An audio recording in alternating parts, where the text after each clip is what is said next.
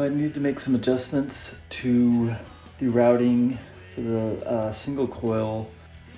I thought that by having a humbucker routed, I could easily just put the pickguard on for a single coil, but the routing is different enough where I have to widen it out just a little bit. So I'm in the process of doing that by hand.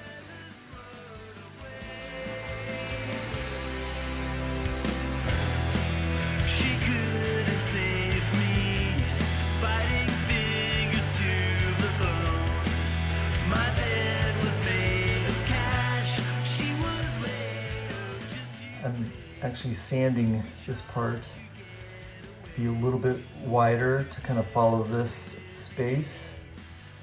This is what it originally looked like. It has these little tabs, and I've sanded that away on this edge. And that's to allow for that single coil to sit here. I could see that it didn't have any space to get pressed down or seated properly. So right now I'm just going in here and sanding. I want to stencil the single coil shape, slide it over to see how much I have to take off these corners here. So we have a true pocket there. So I'm just going to slide it. You can see the line there and see how much further I have to go. Those two dots right here and right there are my center lines. You can see this pocket is fine. And then this one, you can see how much material I should be taking out to ensure that the single coil will sit properly inside the route. I can get this in here now.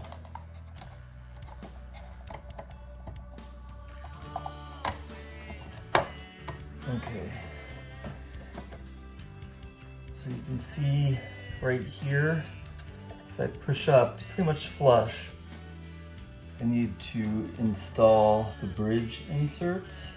I don't have a drill press, so that's kind of the theme here is I don't have a crazy amount of tools. And I'm hoping that if I rub some wax on here, that's a good idea to do. Take a piece of wood, a plastic mallet, and I'm hoping that if I tap very lightly just to get them seated, we don't have a ton of material, so I'm gonna take my time to do this.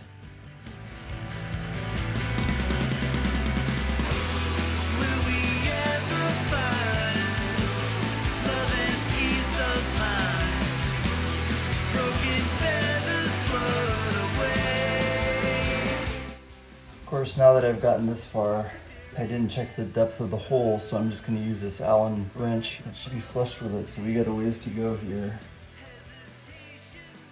My board was looking like this as I was hammering away, but it makes a lot more sense to do that.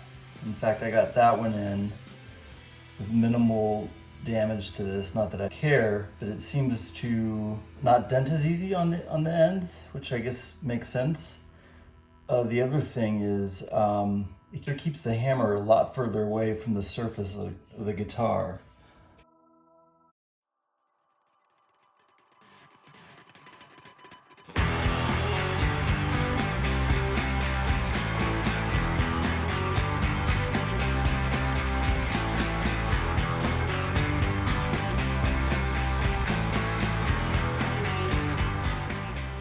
Do a little dry fit here.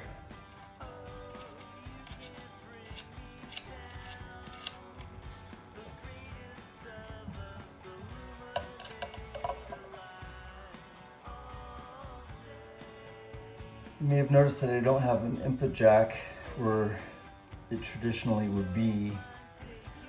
I chose not to have it routed there, thinking, well, I can be clever and put it on the side. I have to figure out what I'm going to do about the curve. And if I can bend this enough, then I'm going to do something like that. But it's all dependent on whether I can bend the steel. This is just to keep the pliers from biting into the chrome there. I'm also going to line the inside of my pliers. It looked like it bent it pretty well. I just have to be mindful that the cable is going to protrude I just needed to clear that strap button. So I'm paying attention to that too. I'm gonna take the tape off and see how we look. I just have a little bit of curve on this side to follow the contour of the body, and I'm just doing a dry fit here. I might have to bend it once I have this cavity opened up, and I think it should work. I'm just gonna go for it. So I made a small paper template that basically shows the outside area and also the inside area. I cut in from the actual route of a Strat just to see if I can get this to sit a little tighter. Here's the template in place. I'm going to drill this route with small to larger drill bits.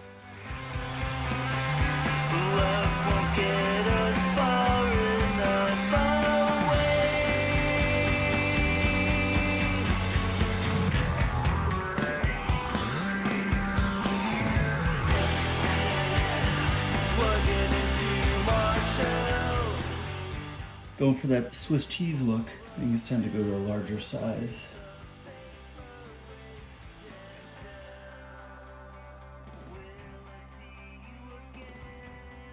I'm just gonna go at it. Try to go for this inner ring first, and then just see how much further out on the template I created. But this is just kind of my safety zone. And then I'll place the output jack plate and just see if it goes in or how much more I have to go in. I want it to go in nicely, but it doesn't need to be snug.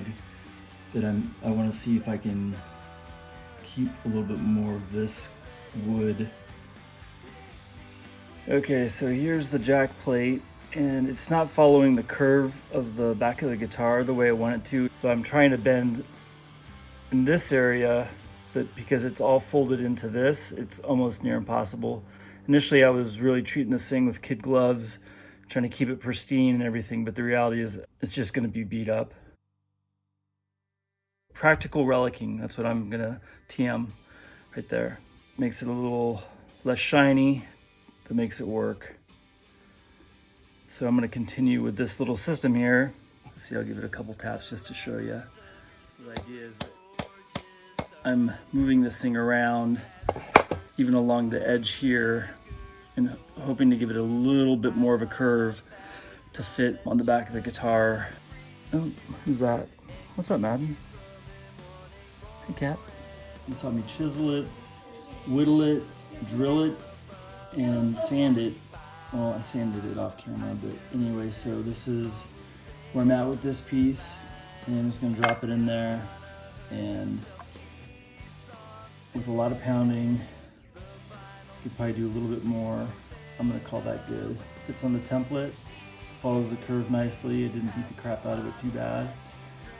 And now I just need to put the jack on there to see if there's any more material I need to take away from the inside of that hole. That's kind of where we're at with that. And I think it's gonna work nicely. I'm pretty stoked. I'm about ready to drill a $7 hole. What I mean by that is I did not own a drill bit long enough for the output jack. I'm planning on doing something like that.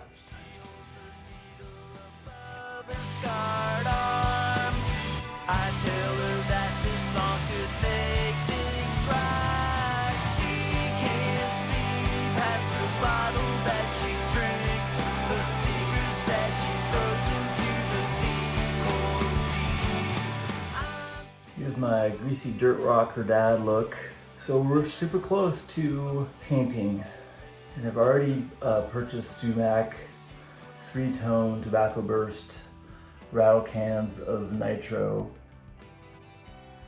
Be sure to like and subscribe and hit that notification bell to see the rest of this build series and future videos. Thanks.